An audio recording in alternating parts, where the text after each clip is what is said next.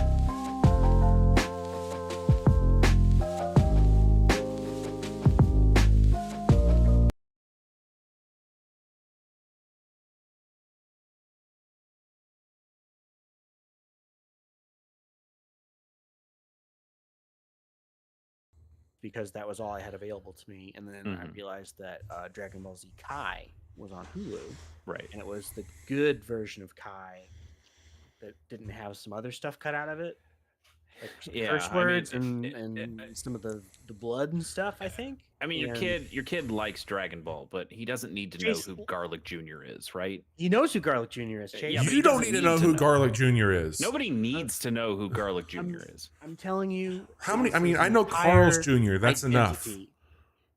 Is Dragon Ball like the kid is upset? He's me. You proud of yourself? You're proud of what you've done? No, I'm not. Well, then he should want to just inject the full 900 episodes into his veins. Isn't Dragon Ball just about a dude that hates his dad anyway? No, it's about a dude who's a bad dad. Yeah, but it's not that he hates his dad. So are you just trying to say that you can't pay? At least I'm not this. But not in like a malicious way. He shouldn't be a father. Yeah, but the good news is kind of like me. There's another guy who is a father, who's a very good father. He's just not related by blood. Well, neither are we, but we show up every Wednesday night to tell you about video games. And God damn it, we do a good job. This is the Casual Hour. It is April 10th.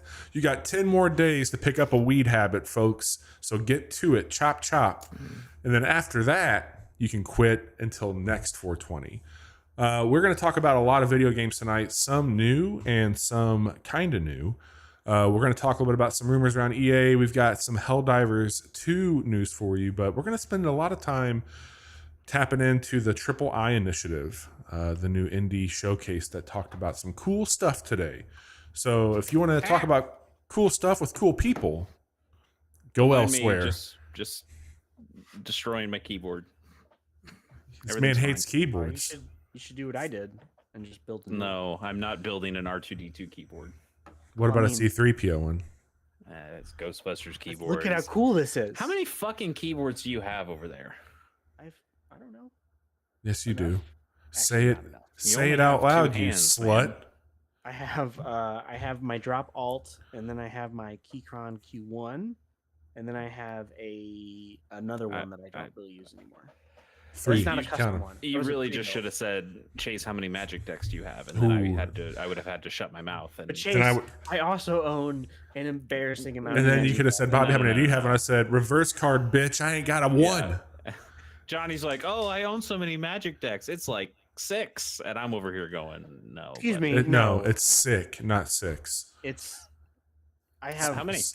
Just throw it out there. Throw out a ballpark. Of how many you have? No, how many you have? This is gross. 15 to 20, I think, at this point. We're not immature. No, you don't. I have. Bullshit. I have 12 precons. I have several that I've built myself.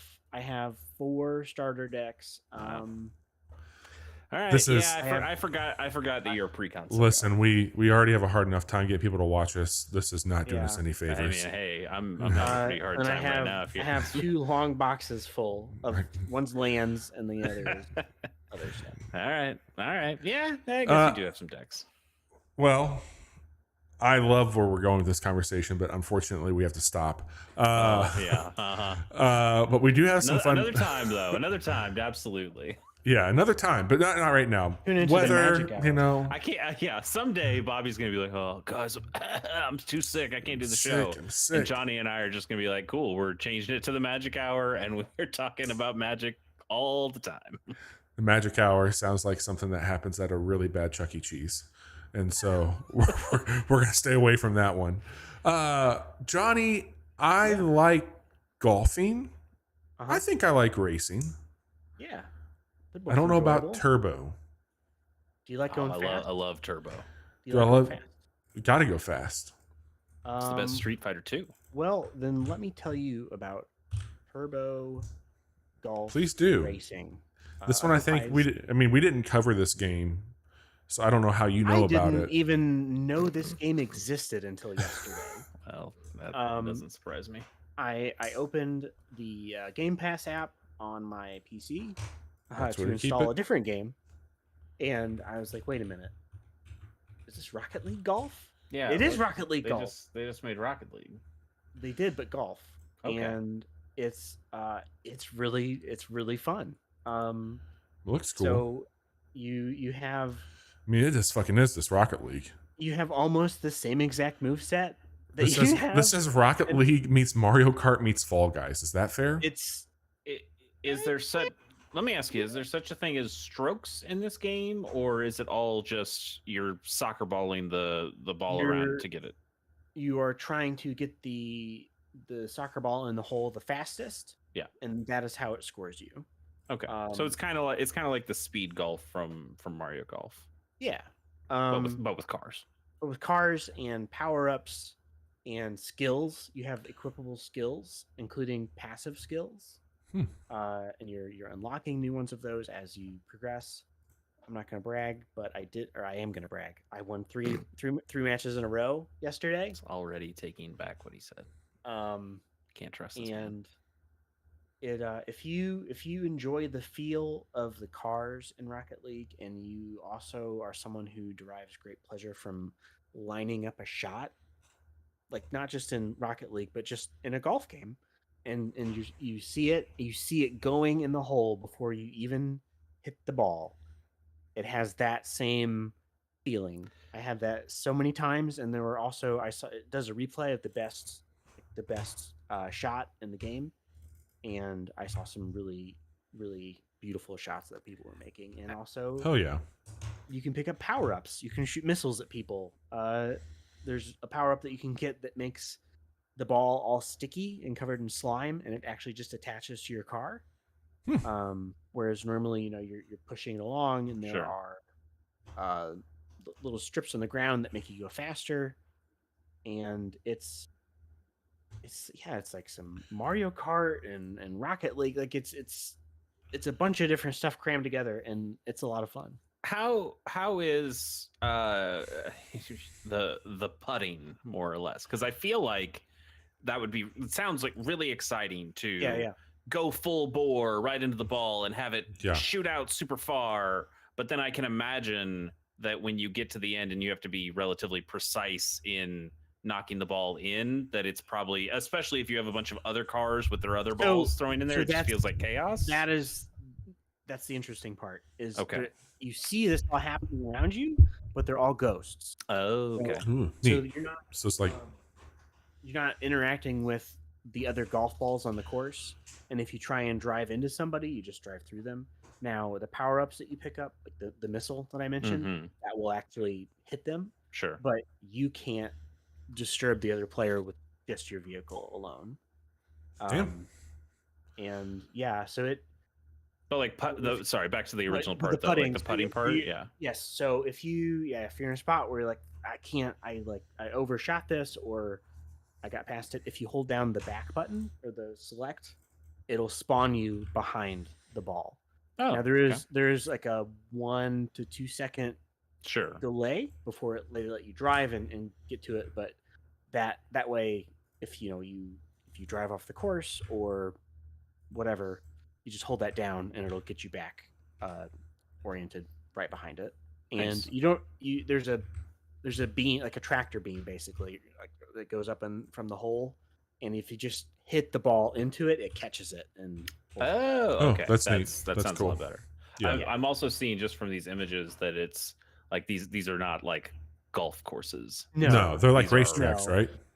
It's kind of like but it's all downhill, or it might fork off and have different paths that you can take. But they're still rough. There's the green, there's the fairway. So if you go into the rough, it does slow your vehicle down.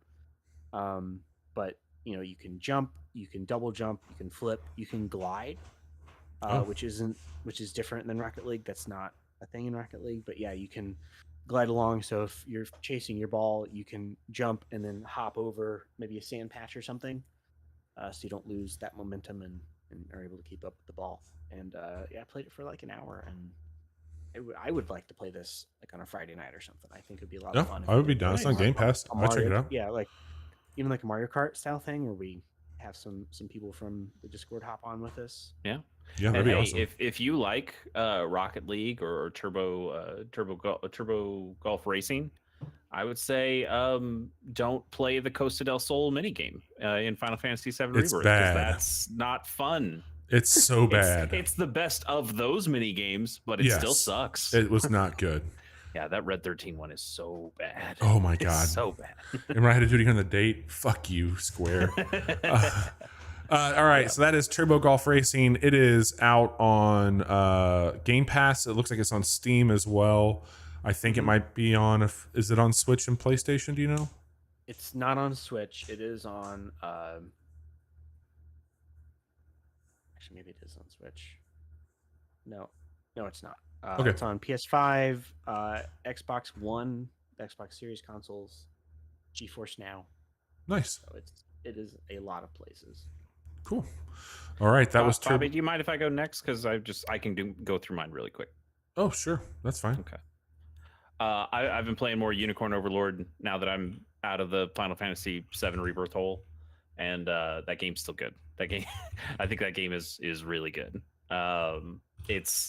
I have definitely gotten to a point though, even playing on an easier difficulty, where the game wants you to start really tinkering with your builds and having good builds, and some of that is okay, but there are other parts that are I think the thing that's most annoying to me right now is I can't just set something. I can't say like have this loadout for this is what I want these units to be, because when I switch out units or I switch out the equipment on them or I switch out their tactics, then I have to go, okay, well that was for a very specialized purpose, but now I need to go back to what I generally had, and I cannot remember what I generally had for this team, and so then it's like, oh God, where did everybody go, in what positions?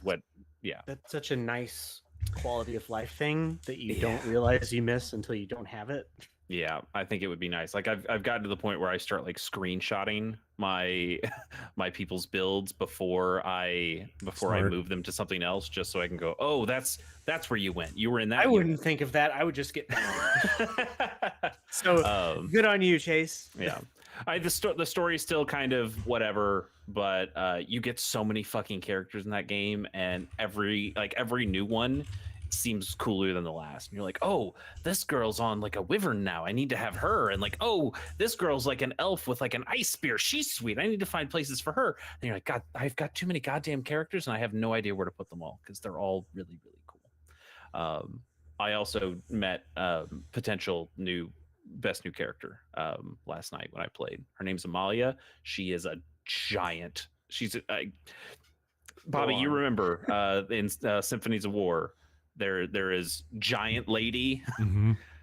There is also Giant Lady in this game. You can't. It's a staple. It's a squad-based game staple now. You have to have a big lady. She's so good. Her shield is so tall. Yeah, they're the best. She's so great. I'm all for the tall giant lady. Yes, tall lady. A tall lady in a long. Yeah, isn't there? It's like a cake song we're talking about right now. Cool characters, but not really interesting characters. They just look cool. I think Big Lady has a chance to do really well in that category. Anyway, Unicorn Overlord. I think it's fun. Hell yeah. I did have a friend of the show, Whipped, who's played Mario Kart with us. She's like, I see you're playing a game called Unicorn Overlord. Do I need to play that? And I was like, I've seen 0 actual unicorns so far. And she went, oh, okay, never mind. I don't care. I was like, yeah, it's probably not what you want, but it is a pretty damn cool Vanillaware strategy game, and I'm having a great time with it. That's awesome. It looked really cool. We'll have a quick look going up next week. So bookmark this. Go and like and subscribe our YouTube page. If you're watching on YouTube, do that now. And then you'll see all those alerts come through. Chase walked me through that game. That'll be going up Tuesday of next week. Cool. All right, buckle in, you two. I got some fucking cool shit to tell you about. Got a couple of new games that I think you need to have on your radar. Yes. So we're gonna start with Botany Manor, because I think this game is really fucking cool, and I think you both should check it out. It is on Game Pass. It came out on April 9th from Balloon Studios. There's a demo on Steam if you're on that platform, and I believe it's on PlayStation, Xbox, and Switch. So right out of the gate, if you are a fan of, let me check my notes here, a game called Viewfinder. Don't know if you've heard of it. There's another. I like that game. Another game on here. It's called The Witness. I also like that game, despite not liking parts of the people who make it. Yeah. And then another little game we quick looked you watched with me called Strange Horticulture. And I think that's probably the game that has the most DNA with this one. Set in the late 1800s, you are Arabella. You're coming back to your English side home that has a bunch of doors locked in it, that has propagation stations where you will have to basically grow plants from these traveled destinations that you went to. There's gimmicks with all these, though, and puzzles that you have to go and find all the clues to keep in your diary. And once you have enough, you should know how to actually grow that seed. So here's an example, and there's some imagery in the Steam video for this, so I don't feel like I'm spoiling too much. But there's a plant that will only bloom in a lightning storm, and you're inside your house and the weather is beautiful. But you also come across a section with an old camera and flash. And so you have to figure out settings to mimic these things. And then that's the puzzle. So each portion of a seed is the puzzle that unlocks more of the house. And you grow these. So it could be temperature, climate. And you have to research and like look through postcards and old photographs and things like that to kind of piece together how it all played out. It seems really fucking good. And I'm having just a great time with it. It looks gorgeous. It feels very much like walking around in Viewfinder, and then all the journal and kind of tackiness of piecing together things from Strange Horticulture is here.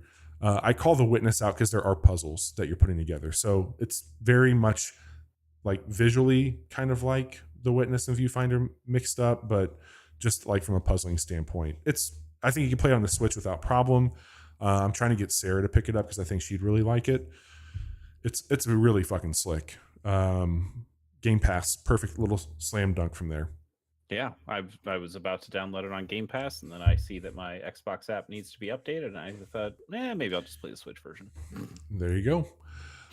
So that's Botany Manor, sitting at a very positive on Steam if you are into those reviews. The other game that I want to talk to you about is not nearly as cozy, but way cooler, and that game is called Children of the Sun.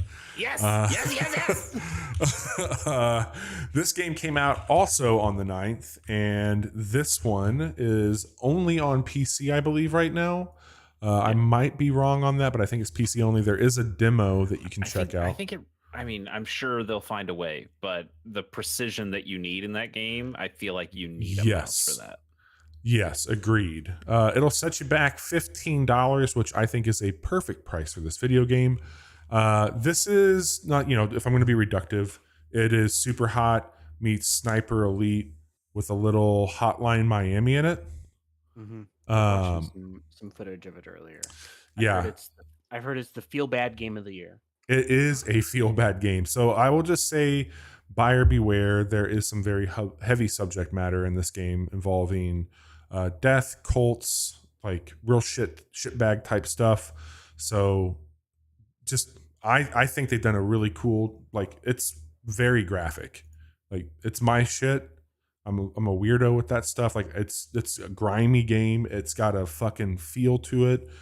It stinks. This game stinks. You know it stinks if you smelt it. It's got a stink to it. But in a nutshell, you have a revenge story where you are a sniper that can walk around the perimeter of a level, and you have one bullet to kill a ton of people. So it's really kind of a puzzle on how you're going to do this. And so anytime you shoot and you connect on a target, the bullet will pause there, and then you can redirect it to another area. You can scout around the perimeter and tag where you want to go. And so you can be like, okay, that's 1, 2, 3, 4, etc. If you find somebody as you're moving the bullet around that you didn't tag, and you end up restarting that level, because there's a lot of restart on this, they'll be tagged, which is really handy when you go into it. So that's a nice feature that they brought into it. Chase, you and I played a demo of it on a casual Monday. They did not allude to this, but there are some supernatural-esque abilities that you get to even do more with the bullet. Okay. And playing on the mouse, you aim in with the left mouse button, and then that's when you can shoot. And once you shoot, the bullet just goes. Well, the next thing you unlock is you hold down the right mouse button, and it slows the bullet and allows you to kind of bend it and curve a little bit on where it goes. So the level they have you do this in, is there's a wall that you just can't see around in the perimeter, so you shoot, slow it down, and then find your target and go from there. The other thing they didn't talk about is there's environmental aspects to this. You can shoot a fucking bird and just get a bird's eye viewpoint for your next shot from your bullet. Oh, that's... Yes. Oh. That's really cool. Yes. I mean, it's awesome. I don't necessarily need a Randy Johnson a bird, but the mechanical aspect of it is a great idea. Well, if birds aren't your thing, you can also shoot fish and then be underwater and then come up out of the water. Fish. Yeah, fuck fish. There's a billion fish. The other thing that will happen as you are like upgrading Plenty through of these fish in the paths. sea, as they say. That's what that phrases means, Yes. right? You know what I like to do? Kill 2 birds and 1 fish every time I shoot a sniper rifle. It's like shooting birds in a barrel. Oh my god, I love it. The other thing is 1 fish, 2 bird, blue bird. That sounds like a video I wasn't allowed to watch growing up. By the way, with one person on this podcast can't do this because their internet sucks, but I was able to download this game while doing this episode with 0 drop frames. So yeah, it's good for you, Chase. It definitely. Thanks, Spectrum. Don't thank Spectrum. Thank them. Fuck Johnny them. has Spectrum. I'm on the good internet. One of the other things you'll start to come across is they introduce like armor on enemies that you can't hit unless you get this other upgrade, which is if you hit critical parts like you would in the Sniper Elite, you fill up a bar that then allows you to increase the speed and basically break through armor, which is awesome. So you're getting like bending mechanics and you're getting all this other shit. It's a relatively short game from what I'm reading, 4 to 5 hours. So Devolver just put out 2 games within 2 weeks of one another that are both fucking bangers. You had Pepper Grinder, which is also like a 4-hour game. You've got... Oh, I do need to get to Pepper Grinder. Yeah, man. Both of those have such a good feel to them. Back-to-back hits here from Devolver, but this one's really fucking cool. Children of the Sun. I think I'm doing a good job telling you what this is. You should just definitely check it out. I'm going to record a quick look. Hopefully one of you two will tune in for that one because this game rules. I would love to. Yeah. We should definitely check that one out for sure. And speaking of quick looks, I'm only briefly going to talk about this one because I would rather you as a listener go check out our quick looks. If you are a podcast subscriber, we've seen a lot more of you lately, which is awesome. But if you're finding our podcast and not our other stuff, we record short form content, and some of these games we're talking about, you can usually go to our YouTube page and check out just commentary over the gameplay. So the next one that is going up at the time of this recording on Thursday, the 11th, is a little game called Planet Isles or Planet Tiles. I don't know how we're going to call that one. I would say Planet Tiles. Yeah. Planet Tiles. This is a really neat game. This one came out of nowhere. It's from Mythic Owl. It'll set you back $9.99. It's on PC only right now and currently on sale. This is so you are upgrading biomes that are in the shape of Tetris pieces, and as you're doing that, it's kind of like Loop Hero in a way meets Dwarf Romantic. So hang tight. That's a really weird thing to combine, but it's a chill approach to how the land systems and the unlocks in Loop Hero would work. So if you did like 3 mountains, you got a big mountain in Loop Hero. And the same thing's here. If you do a 3x3 grid of placement, that becomes an upgrade piece that then gives you power up abilities. And there's main objectives to fill all the gaps on this planet with your pieces there. There's some really cool passive ongoing perks for it. I think it's got a really good feel to it. It's got a hell of a style. You should check it out on our quick look. I think it's a really special game for just a good unwinding puzzle game for sure. So yeah, a lot of fun stuff. Yep. We talked about Turbo Golf Racing, Unicorn Overlord. How did you find out about this game? I am constantly looking in genres and things of that nature on Steam, and I found it there. Cool. Yeah, I was looking at their previous games that they put out. Yeah, this one's really neat. You should. It's in my library, Johnny, if you want to check it out. And I think it will be something you could play on a Steam Deck, I would imagine. It is a mouse input, but I think that it does have controller support also. I think it's only on PC. I could be wrong. It can be on other shit. But anyway, we talked about Turbo Golf Racing. We talked about Unicorn Overlord, Botany Manor, Children of the Sun, and Planet Isles. So those are some fun things that you can check out from us. 2 quick looks from those, and some more to be recorded probably with Botany Manor and Children of the Sun up next. Cool. We've got some fun stuff to talk about, Johnny. Why don't you kick us over through the news here? This isn't a fun story. This is a sad story. Okay, go ahead, and I don't want to say what you're going to say, then I have another follow-up on this one. I was just going to say, like, I fell in love with Dead Space last year because of that remake. And apparently there was potentially going to be a remake of Part 2. And it was definitely being planned. It had a code name, and they aren't making it now. And the team that worked on that is now they're going to work on an Iron Man game, and the leads are now working on Battlefield. I feel like that might be a blessing in disguise. It felt like remembering what happened with the original trilogy, people love that first one. I think people like that second one, and then they do not really, they really hated the third one. So if you're gonna remake one and just do a good job with it, that's probably the one to do. Also, I own Dead Space 2. I could just play that. Sure. What I was going to tell you, Johnny, is when that story broke earlier, it looked like Jason Schreier 3 hours ago came out with some updates on it. That it was either like going to be a whole new Dead Space or a remake it too. That's kind of there's some weird wording that this been. I don't know what to believe here. There's conflicting reports. EA themselves came out and commented on it. Correct, but then another one said a rumor today suggested that EA shelved a Dead Space 2 remake.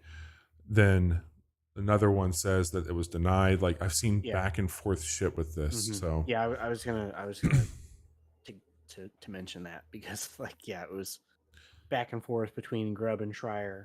Yeah. But at any rate, there's the not mortal enemies.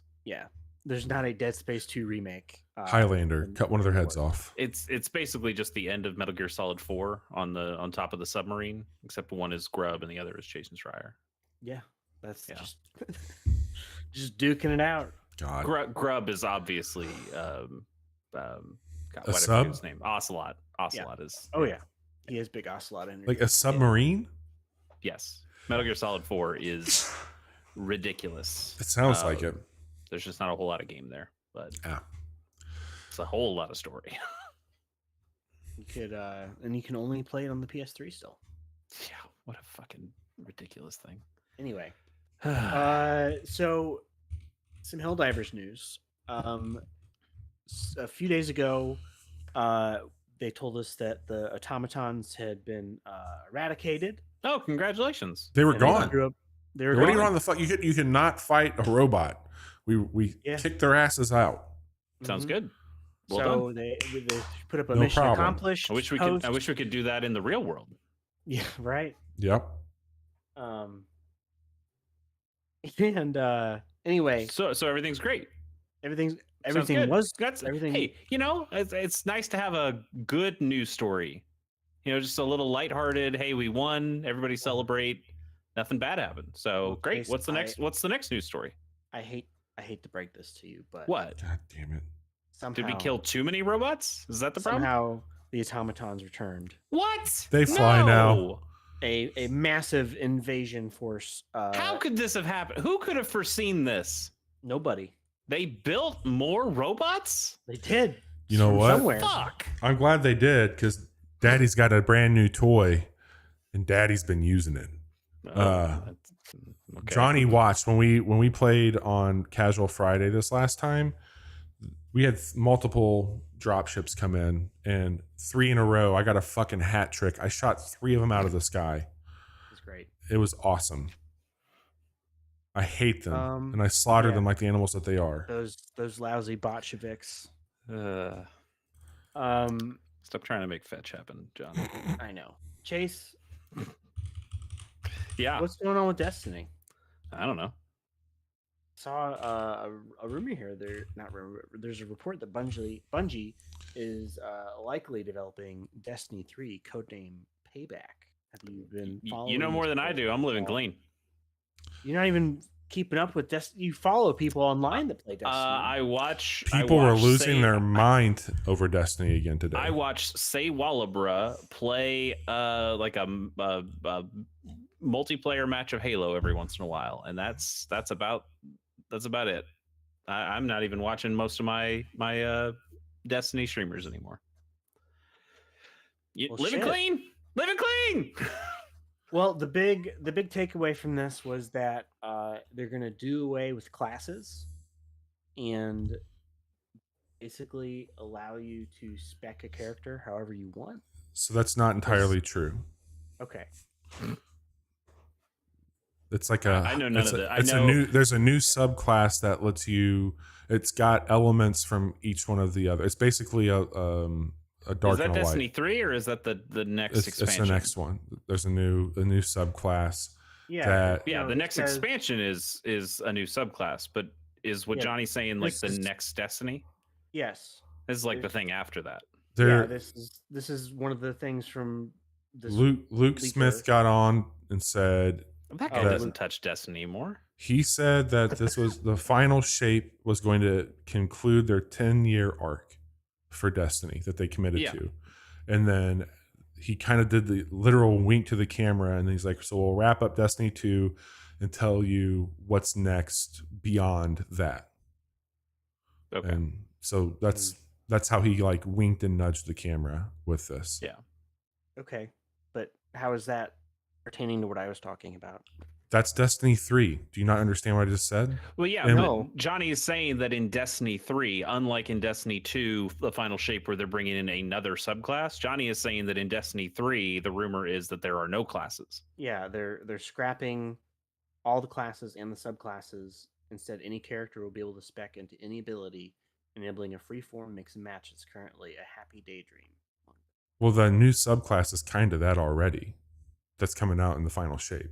Well, subclasses, though, you're still a Titan, you're a Warlock, or you're a Hunter. What Johnny's saying that in Destiny 3, there are no Titans, Warlocks, or Hunters. You are just Guardians that can spec into a whole lot of different things. That sounds all right. This is basically all the different subclasses. Like the direction you would go. Yeah. Although it is weird from like a lore perspective that Destiny is built decades now. Talking, the Traveler rolled around in his sleep and suddenly everyone can use each other's powers. Yeah. Or I'm sure there's ways to say like, oh, I'm a Titan, but I use like Hunter abilities or whatever. I don't know. All I know is that they just recently brought back they're just trying some of the best weapons, and I still don't care. Just trying to be more woke nonsense into our video games. God. If you're born a Titan, you're a Titan. Is that why you put the story on here? You sit on that joke? Is that what you're doing here? It's kind of nice to not. I can't believe I knew more about that than you did. It's not that I don't care about Destiny stuff. It's just I don't need it. I don't need it right now. Nobody does. Maybe someday I'll get back to needing it, but right now I'm feeling good.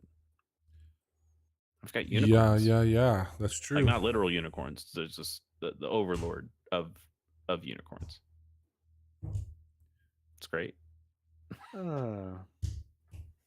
Yeah. What else is going on?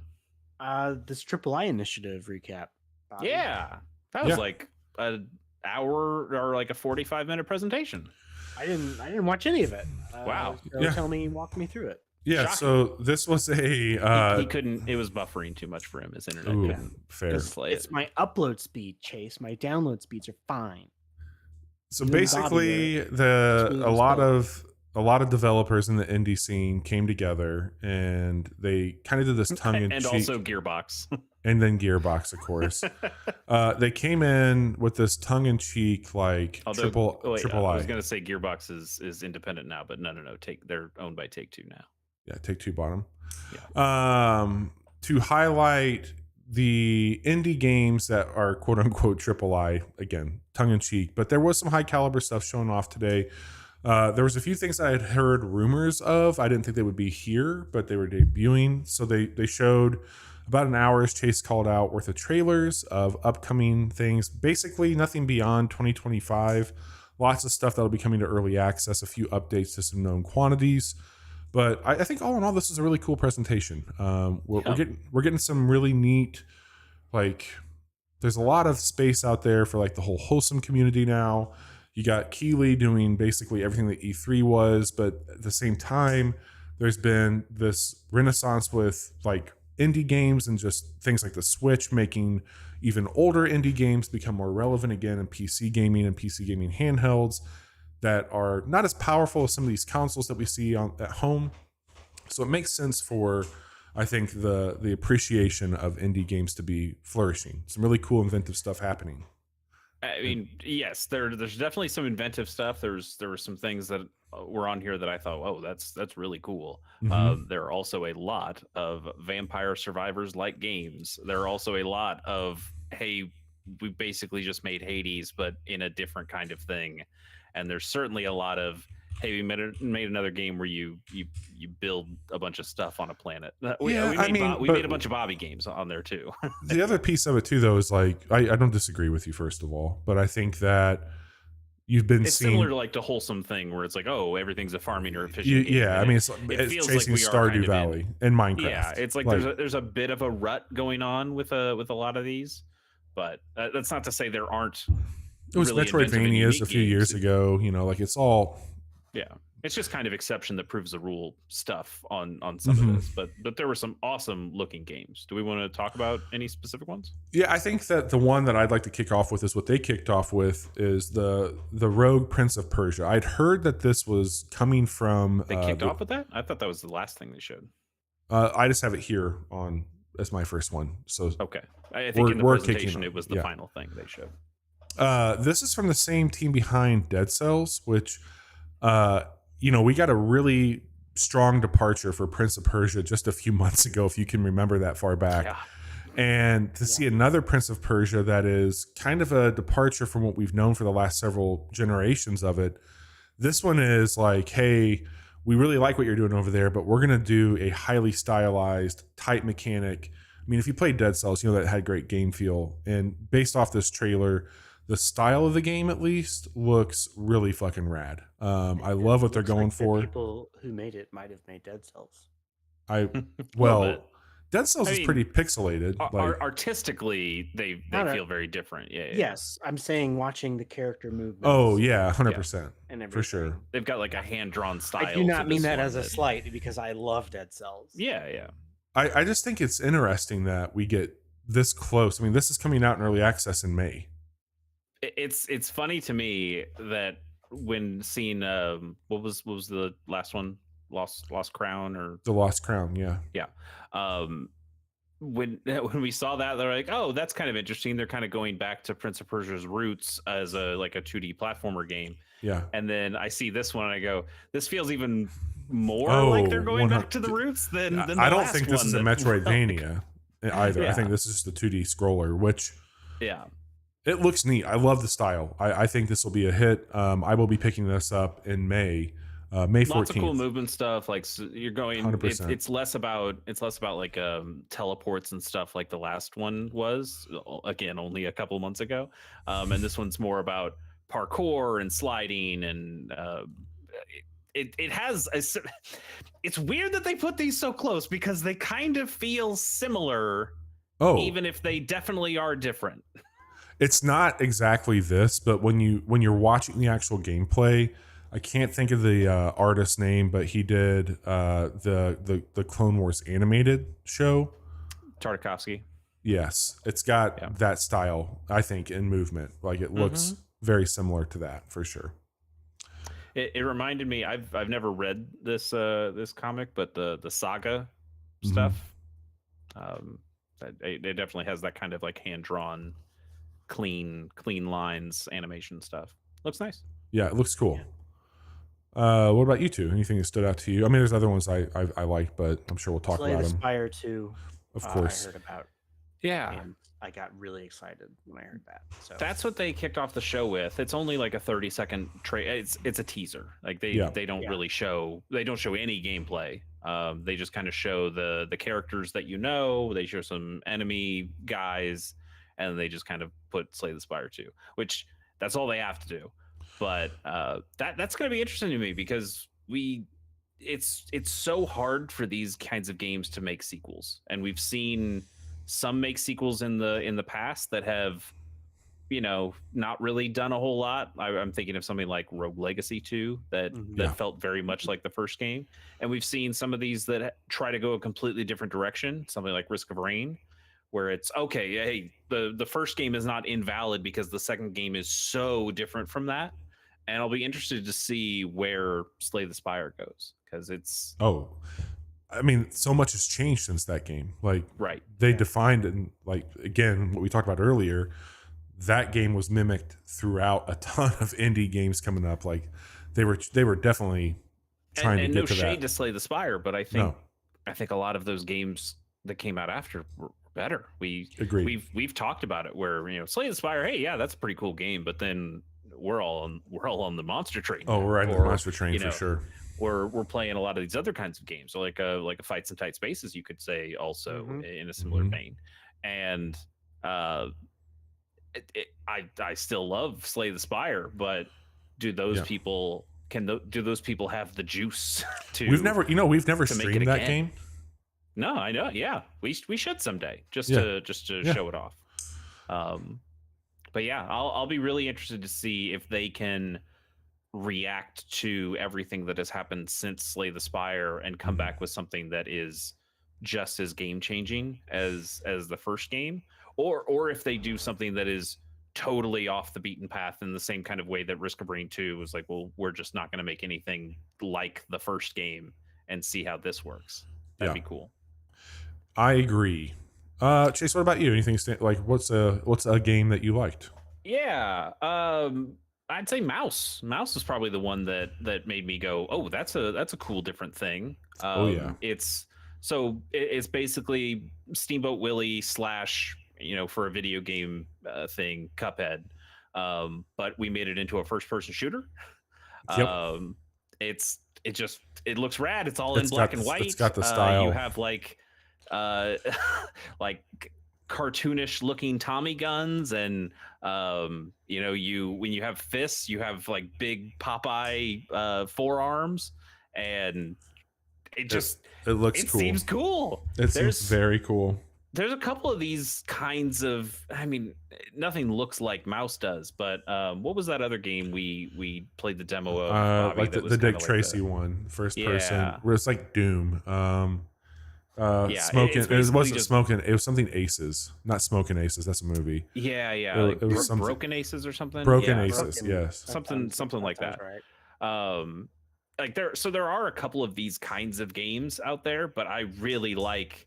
We made a first-person shooter, but in a crazy style. You know, the Warhammer one too was Bolt Gun. Yeah, like similar. Turbo Overkill. Like we made a first-person shooter, but also it looks crazy rad. Yep. I think that's awesome. And going into this art style of like, hey, we kind of took that 50s-y cartoon style and made a first-person shooter out of it. That looks sick to me. I want to try that. Yep. I'm not going to talk about it. I want Johnny to go and watch a trailer for Dino Lords. I also wanted to mention Dino Lords, and I will try not spoiling it either, so Johnny can just watch it. But my question, why? I feel like I've asked this many times. Why don't people just put more fucking dinosaurs in their video games? Yeah, like, it seems like a no fucking brainer. I agree. We begged for Far Cry 3. It's like, you should put dinosaurs in this game, and they're like, well, Blood Dragon we kind of do, and it was like, that's not the same. That's not exactly it. Those are like Komodo dragons. Yep. I want fucking T-Rexes in this shit. Why is Turok the only one who's decided that we can put fucking dinosaurs in the video? Turok had balls. So seeing this, I don't think Dino Lords is going to be the thing that sets my world on fire, but they put fucking dinosaurs in the game, and I'm like, yes, they made more of that. They made a dinosaur siege game. Yes, but you were medieval against dinosaurs. Give me Age of Empires, but with dinosaurs. Fuck dragons. Give me actual fucking dinosaurs. So Johnny will be playing that one. We all know. Looks very dumb. Yes. I know we've talked about it, but I'm so hyped for Hyper Light Breaker. I think that game looks great. I'm happy that we got a little bit more information on it, that it'll be coming out 2024 early access. You can play with up to 4 people on this. They didn't really talk about that on the recap that I saw, but 4 players, which sounds great. I thought this trailer specifically left me a little less interested than previous trailers I've seen. I think I might be mixing it up a little bit more with Solar Ash, and Solar Ash just had amazing movement, and I think I also thought that Hyperlight Breaker had amazing movement, and I think it does, but this trailer just didn't really show it off very much. I mean, it's going to be I think this is going to be not quite a Souls-like, but I think there's going to be some of that in here for sure. Yeah, it definitely looks like a game about challenge. Yeah. Well, I mean, like Hyperlight Drifter that wasn't super easy either, I don't think, personally speaking. But there were definitely parts that were upping the difficulty. Yeah. It looks cool though. That's again this summer early access. That looks really good. The last one that I need to make sure we talk about is Rakugaki. I thought that looked really cool. That was again just a teaser. We didn't see any gameplay for that one. Isn't it just going by RKGK? Yeah. It's like it says Rakugaki, but then it has RKGK as like the bigger title. This one, the developer described it as like, hey, we took inspiration from anime, graffiti, and I forgot the other one. Skateboarding, maybe. Yeah, something like that. But it's like we took these inspirations, we just kind of threw them all into a game.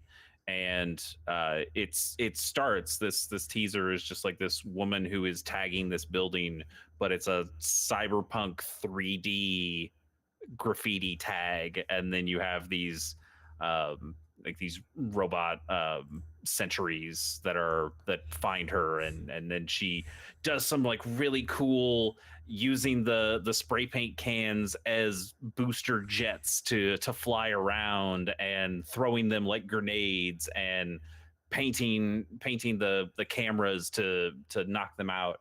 And again, no gameplay, so I'm really interested to see what this game actually looks like and what genre it is and things like that. It reminded me of a Gravity Rush, I bet. Yeah, totally. And I just think this game has so much promise from what I'm seeing here. I really like the inventiveness of the world it's playing in. Of yes, it's cyberpunk, but we're going to. It doesn't feel like it's just, hey, we made Jet Set Radio Future. It feels like we really tried to do something different with the way graffiti works, and I can see that being really cool. really rad. Again, just a teaser. This could turn into something that I go, oh, that's kind of lame, but what they've shown so far has me more interested than most of the other games that they showed. That's summer on Steam. Yeah, that was also weird to me, because they're like, hey, I feel like we saw much more of some games that are coming out later. So for this one to not really show us much of anything, and also say, oh yeah, by the way, it's summer. I was like, that's soon. To not show me really anything about what this is, that's really soon. Agreed. Johnny, what about you? Any other last things? Just the Vampire Survivor stuff. Yeah. Bobby, what do you think of Lasara Summit Kingdom? I thought that one looked pretty cool. I thought it had a good look to it from my vantage point on this one. Yeah, I mean, it's like another city builder kind of thing, but it's a city builder that kind of like Lego-y a little bit. A little bit, but like the whole idea is that you're building on a mountain, and it's like I'm probably going to get the thing, the Nepalese. Is that kind of what we're going with? Yeah.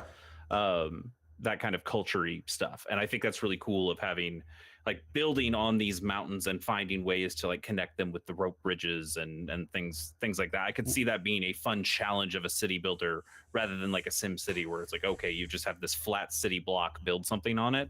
I like the idea of having to build something within the environment. You're really building. The cool thing about this is you're building kingdoms. So it's not.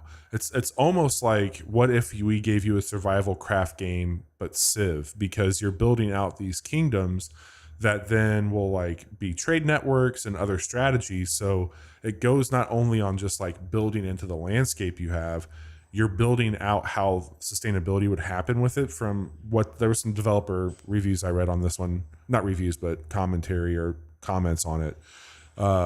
It looks really fucking slick. I like the look of it. And I like the idea of you are kind of competing against yourself, and you have to be thinking ahead. Like, I'm going to build this here, but it needs to be able to expand out in order for me to network appropriately. So your placement it's not only like, oh, I got the highest fucking summit, this is going to be beautiful. It's right. Like, well, how the fuck are they going to communicate with this kingdom down here? So that's a neat little like headcanon thing to be thinking about when doing it's the like same this. Kind of interest of when I play something, we're going to mention again here, like Dorfromantic, where like the whole idea is that you're building out as much stuff as you can, but putting down the tiles, you need to lay it down so okay, I put it in a way that I can put this other tile next to it, and I can put this other tile next to it. And sometimes you could lock tiles away where you can't fit them anywhere. And this feels like a similar kind of design challenge, but in a very different style 100%. Of a game. And as somebody who does not care about city builders for the most part, I thought this one had something that made me excited. Cultured. I would not be shocked at all if some of these games that have like summer 2024 don't end up in Keeley's back pocket in one way, shape, or form either. Yeah. But this is cool. I like it. I think that indie games are getting bigger. They're getting way more competent. There's a whole discussion on, what is an indie game at the Game Awards, speaking of Keeley, when they put Dave the Diver in there. Sure. So I think this is Triple I is tongue in cheek, but it does make sense. Like, I think we have now seen the indie movement make way for different tiers and qualities of indie games. Like we're definitely seeing that. These are not built the same. Some are real scrappy that you see on Itch, and you have like a lot of fun community stuff with, and then you have Dave the Diver going all the way back up to that one here. So this is a cool thing. I really dug it. I think more games are always good. I'm all for it on my stance. Any other things on here that we want to chat about before we wrap it up? We did mention Risk of Rain 2 in comparison to another game, but they also showed off a new update for Risk of Rain 2 that adds a new area, that adds some new artifacts. One that looked like a mimic style enemy, like a chest that will fuck you up. I can get on board with that. And then they also added in the prisoner from Dead Cells as an alternate skin. Oh, I was disappointed that it wasn't just its own character. And I also don't know if alternate skin means you can switch any character to have that skin, or if it's just an alternate skin for a specific character. But yeah, hey, more Risk of Rain stuff sounds great. In fact, some of the stuff they showed that apparently like wasn't new, or like some of the levels, like I've never played on that level. Have they done updates of Risk of Rain 2 that I am not privy to at some point? They've thrown even more into that game, or maybe there's just other parts that I didn't discover. Maybe I need to go back and play more Risk of Rain 2. That's a thought. I think you should. Yeah. It's a good ass game. Well, we've had a lot of fun telling you about Triple I and a bunch of other cool games that we're playing right now. This week has been a little different. We had a solo stream with me on Monday night. Chase had other stuff going on, so I took you all farming with Lightyear Frontier. That was a blast. You can follow along on YouTube for that VOD, or right here on Twitch for the time being. Chase took me on an adventure with Mario vs. Donkey Kong. That quick look went up on Tuesday. Consensus online, play the original. I mean, I think this one's fine as well, but agreed. The viewers have spoken on our quick look is what I'm getting at. The comments on the quick look are saying play the original, so we're being told now how the quick look should go. Episode 370 was tonight. We told you about all those fun things. Tomorrow, we mentioned it earlier, Planet Isles is going to be going up on our Thursday quick look, and on Friday, of course, we have Hell to Deliver alongside Democracy with Helldivers 2. And that's what's happening with the Casual Hour. Chase, we'll bump it over to you. What's going on with you? Yeah, usually new episodes from Chase K Plays come out on Wednesdays, but I was relatively busy earlier today, so I put out a new episode of Chase versus Donkey Kong yesterday on Tuesday. to coincide with the quick look. That was it. That was the only reason that happened. That's certainly not me being too busy. But yeah, that's me playing through Mario vs. Donkey Kong. This is the Switch version, not the original. But that game continues to be just really well done level design that's fun to play through, and that's been a lot of fun. Awesome. I also have another podcast I do called Pilot Program that I do with our good friend of the show, Piers Corshane. We watch the first episode of every television show ever made. Our last episode was on the new FX television show called Shogun, which was pretty sweet. And then the new episode that we are working on, I think we're going to record sometime next week, is going to be on the Vice version of Deezus and Marrow, which that'll be interesting. That's a much more timely what was life like in this slice of time. So I think going back to something like that and just seeing what they cover is going to be interesting. So cool. Definitely check that out. shows.acast.com/pilotprogram. And Johnny, can you put your link tree in the chat? I got to get that set up still. I'm sorry it's not done. And then tell the fine folks listening what you do. I do a lot of writing over at Hard Drive. I just had an interview with Dan Reichert from Giant Bomb go up today. I've heard of him.